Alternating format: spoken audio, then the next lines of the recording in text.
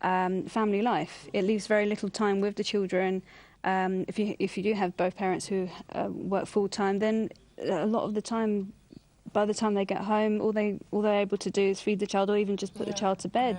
And I know sisters whose husbands don't even see their children before they go to bed. They basically just see them on the weekends and in the mornings, which is really sad. It's really sad, isn't it? Definitely. And there was a survey by the Children's Society, it's a British charity, said that 60% of parents agree that nowadays parents aren't able to spend enough time with their children, and a similar case in the US.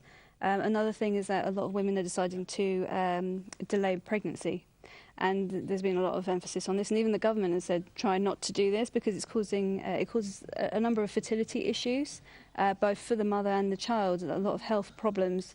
So subhanAllah, it's really sad that women find themselves in this situation where they're literally torn, and sometimes they have to be left with the decision of maybe I'll never have kids. Apparently in Switzerland, 40% of women remain childless. That's really, really sad. I mean, there's so many statistics out there. There was a British woman surveyed in a health magazine, and the statistics show that over 60% of working mothers take out their stress on their families. Almost 50% prefer being a full-time mother, and 8 out of 10 would quit their jobs if they could. And I think that's the reality for a lot of women, is that they're not taking careers or taking jobs because, they want to sort of pile up stress on themselves, but there is a need for them too, isn't there? SubhanAllah, I wanted to ask you, Sister Liz, women struggle to obtain equality in the workplace, and this is actually a paradox because the whole point of integrating women in the workforce within the last 50 years or so was to reach the heights of equality. So why is this the case? I think this is the thing, as you mentioned briefly, there's kind of so many things working against you when you're a woman in the workplace, and we see that the gender pay imbalance is still there, despite the fact that for decades, well, since 1970, the Equal Pay Act has been in force. So we can see that clearly this obviously isn't working. The pay gap today it averages at 19%, which works out 15% for full-time workers, but a whopping 34% for part-time workers. So we're talking about a lot of money, and obviously this is time that you're away from your kids. This is time that's precious to you. So to hear that you're subject to these kind of inequalities, I think is quite devastating.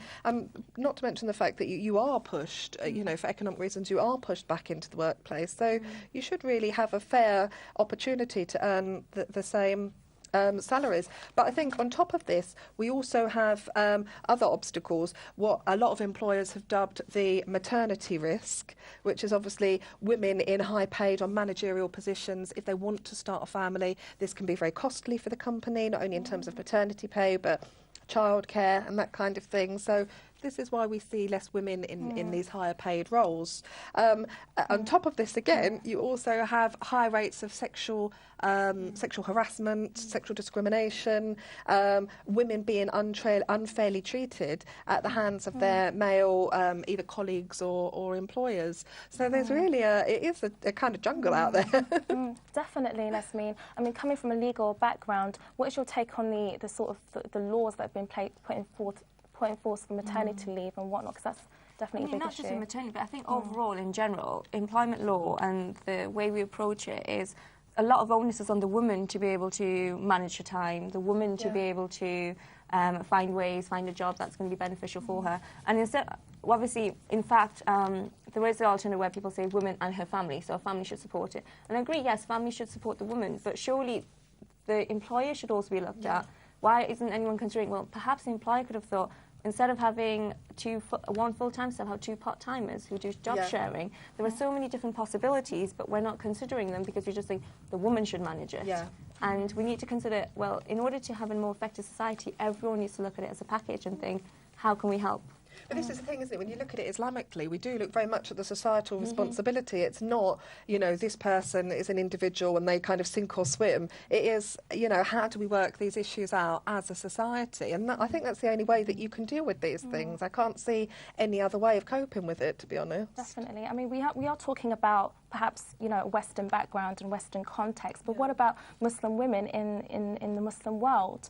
I mean, why do you find that they may not necessarily have such a great presence within the workplace?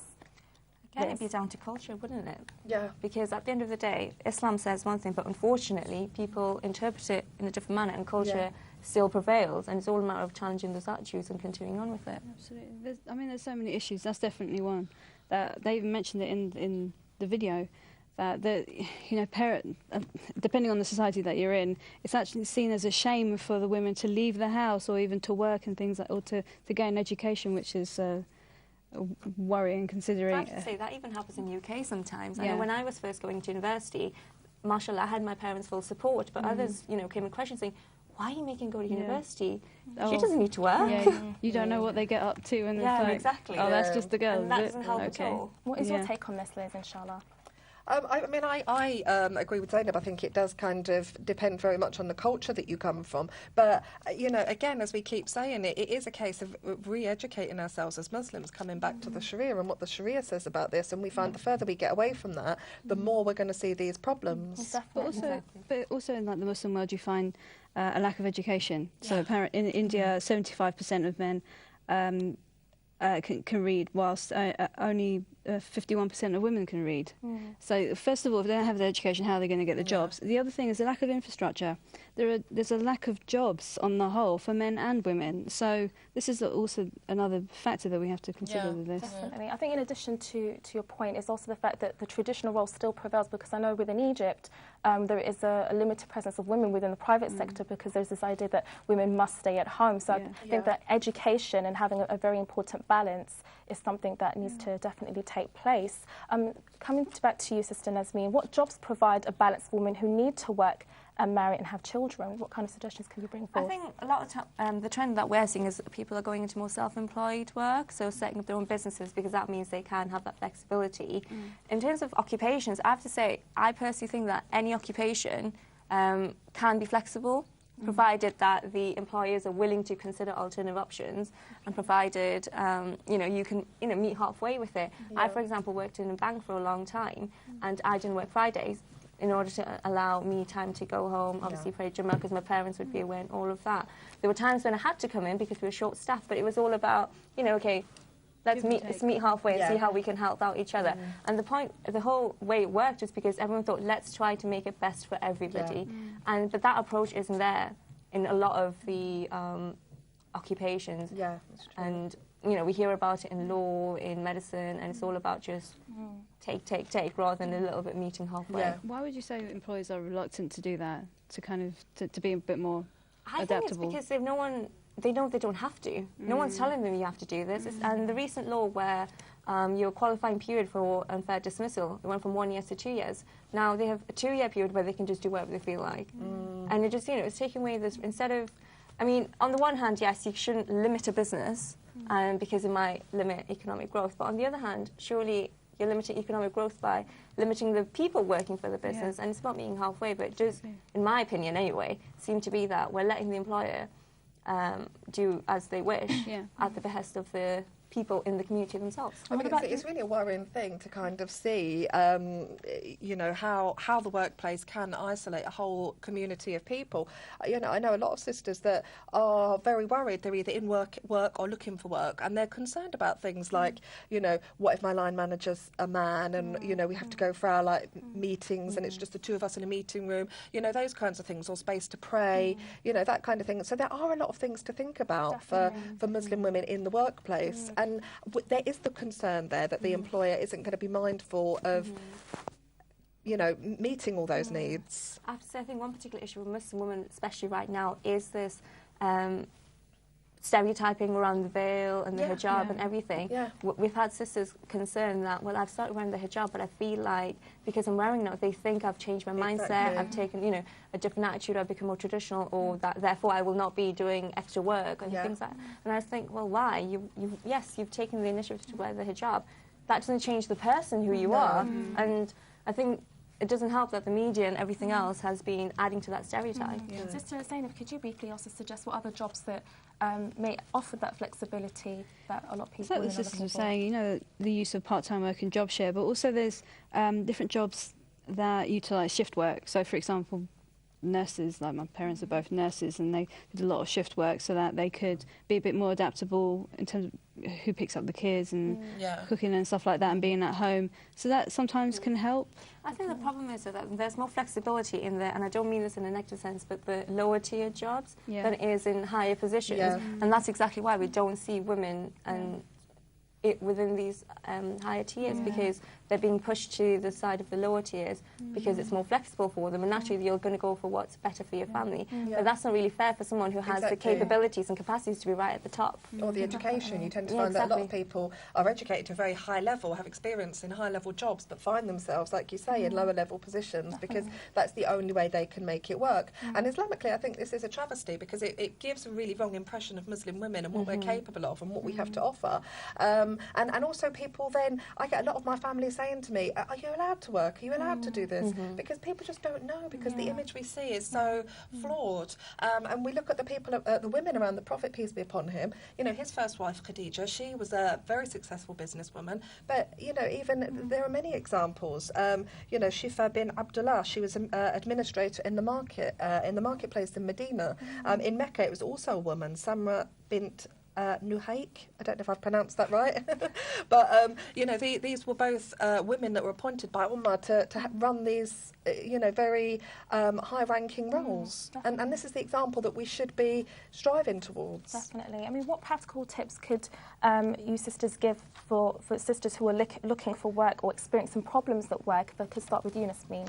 Well, if you experience problems at work, the first thing I would say is don't suffer in silence, because if you suffer in silence, then that means another sister will one day be in your position as well. And you do need to speak out. I mean, Islam says itself, speak out against justice. So by speaking out, you're doing what Islam is telling you to do. Absolutely. Seek help. You know, you don't have to ask help from maybe a colleague or workplace. Go outside of it, you know, if you're uncomfortable there. Call up different helplines, Citizen Advice Bureau. Muslim Women's Network UK have also created a discrimination fact sheet, so have a look at that and see what you can do. I would also say, from a legal perspective, always write notes of what's happening. So, you know, what day it happened, how you felt about it, because notes like that, A, will refresh your memory in the future, but they're also helpful to provide a bigger picture to tribunals if you take it there. In terms of those struggling to get into work, I would say, for one thing, keep faith, because I do genuinely believe that, and I've had this experience myself, that everything happens at its right time. And as we say, Allah is the best of planners. So just keep that in mind and look for options. Don't restrict yourself and think, well, this place won't offer me a job, so I'm not going to go there. There's no harm in just trying anyway. Put yourself there. You never know. Someone else might read it and take it out and, you know, go from there. And also just think, don't think that, oh, okay, because I have a child or I have this, I can't do anything at all. I mean, with our network, for example, with ourselves as well as our members, we always have organisations say, okay, we can do voluntary work from home. And, you know, increase your skills that way. So we, for example, we can have people coming to us and saying, okay, I need experience in this. And I'm like, okay, how about you find a case study for us and write it up for us and then send that. And so they're contributing to it, increasing their skills, IT skills, communication skills, yet they're doing it comfortably from their own home. So, you know, it's to realise that actually there are people out there who want to help you as well. Just go out there and try and find the opportunity. Definitely, that's fantastic advice. I mean, if you could briefly also add to that, what kind of tips you can give to sisters out there, Sister Liz? I mean, I just wanted to pick up on the thing that you touched upon. The practical advice is great, but for me, I would say it's sort of spiritually. You said Allah is the best of planners. I think trust in the, you know, the rizq of Allah, first of all, but also educate yourself around the fiqh of women in the workplace, what's permissible, what's not permissible. And I think as well, with any big decision, we should all be praying istikhara about any big decision. So make sure you utilise that. It's a fantastic tool that Allah subhanahu wa ta'ala has equipped us with, so make sure we use that, and make sure your intentions are correct as well, inshallah. So Zainab, if you take the last word on this. Yeah, there's a lot of different things you can do. The system can maybe explain a little bit more about the informal and formal ways of dealing with things. There's a lot of legislation regarding these kind of issues, but I would even say think about how don't let the problem, let's preempt the problem from even starting in the first place. So as we know, people will look at us through different eyes when we cover, or if we have the beard or whatever, and they'll have a certain preconceptions. Put yourself out there, make sure people know you, make sure you're the best, you know, employee. You know, try to limit as many of these issues as possible so that you give less excuses for people to start to mess with you, pretty much. So, you know, sometimes it can help if they like you as a person.